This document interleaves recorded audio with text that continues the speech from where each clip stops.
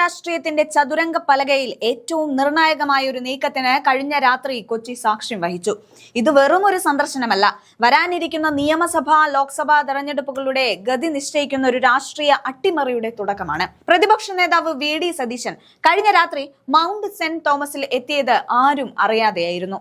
ഔദ്യോഗിക വാഹനമില്ല, അകമ്പടിക്ക് പോലീസില്ല, ഗൺമാൻ പോലുമില്ല. ഒരു സാധാരണക്കാരനായി സ്വകാര്യ വാഹനത്തിൽ രാത്രിയുടെ നിശബ്ദതയിൽ അദ്ദേഹം സഭാ ആസ്ഥാനത്തെത്തിയപ്പോൾ അവിടെ തകർന്നടിഞ്ഞത് ഇടതുപക്ഷത്തിന്റെയും BJPയുടെയും മാസങ്ങൾ നീണ്ട കണക്കുകൂട്ടലുകളാണ്. കേരളം ഉണരുന്നത് വി.ഡി. സതീശൻ എന്ന തന്ത്രജ്ഞൻ നടത്തിയ ഒരു മാസ്റ്റർ സ്ട്രോക്കിനെ കുറിച്ചുള്ള വാർത്തകൾ കേട്ടുകൊണ്ടാണ്. എന്തുകൊണ്ടാണ് ഈ സന്ദർശനം ഇത്രയധികം ചർച്ചയാകുന്നത്?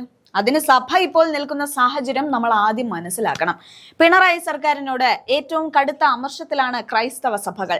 കഴിഞ്ഞ കുറച്ചു കാലങ്ങളായി കർഷകരുടെ വിഷയത്തിൽ സർക്കാർ കാണിക്കുന്ന നിസ്സംഗത സഭയെ വല്ലാതെ ചൊടിപ്പിച്ചിട്ടുണ്ട്.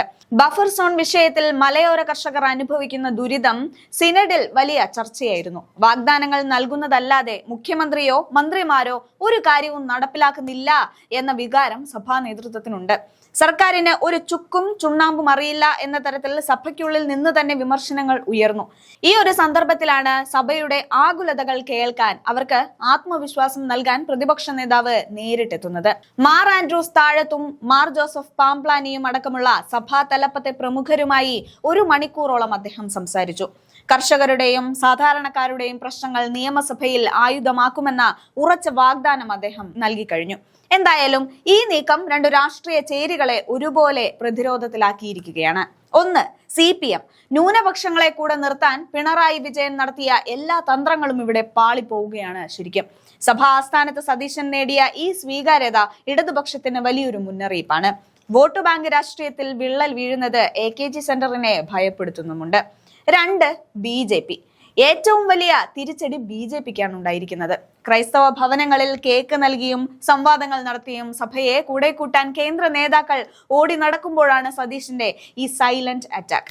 മണിപ്പൂർ വിഷയത്തിലും വടക്കേ ഇന്ത്യയിലെ ക്രൈസ്തവ വേട്ടയിലും BJP പുലർത്തുന്ന മൗനം സഭ മറന്നിട്ടില്ലെന്ന് ഈ സന്ദർശനം തെളിയിക്കുന്നുണ്ട്.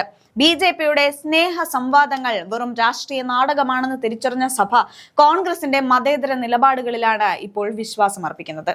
കഴിഞ്ഞ നിയമസഭാ തെരഞ്ഞെടുപ്പിൽ UDFന് ഏറ്റവും വലിയ ആഘാതം നൽകിയത് മധ്യ കേരളത്തിലെ വോട്ട് ചോർച്ചയായിരുന്നു. കോൺഗ്രസിന്റെ ഉരുക്കുകോട്ടകളിൽ വിള്ളലുണ്ടായപ്പോൾ അത് നികത്താൻ സതീശൻ നേരിട്ട് രംഗത്തിറങ്ങുന്നു എന്നതിന്റെ സൂചനയാണ് ഇത്. അതുപോലെ മാധ്യമങ്ങളുടെ കണ്ണ് വെട്ടിച്ച് നടത്തിയ ഈ സന്ദർശനത്തെ രാഷ്ട്രീയ നിരീക്ഷകർ ഓപ്പറേഷൻ സഭ എന്നാണ് വിശേഷിപ്പിക്കുന്നത്. എതിരാളികൾക്ക് മണം പിടിക്കാൻ പോലും അവസരം നൽകാതെ അതീവ രഹസ്യമായി ലക്ഷ്യം കാണുക എന്ന സതീശൻ സ്റ്റൈല് ഇവിടെ വിജയിച്ചിരിക്കുന്നു.